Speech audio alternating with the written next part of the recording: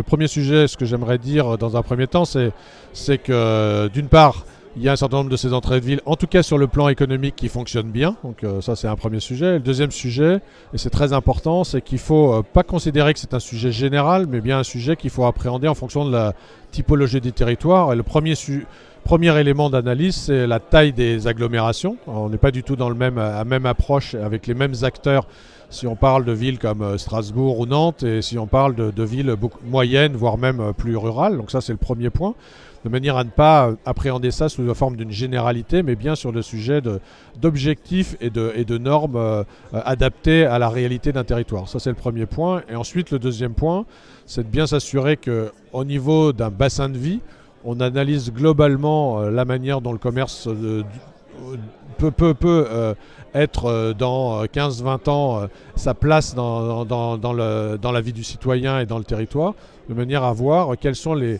polarités existantes qui ont un avenir commercial, de manière à appréhender ça en concentrant les énergies sur ce qui est le commerce de demain. Et ensuite, le dernier point, c'est de s'assurer que les acteurs, d'une part, aient une vision partagée.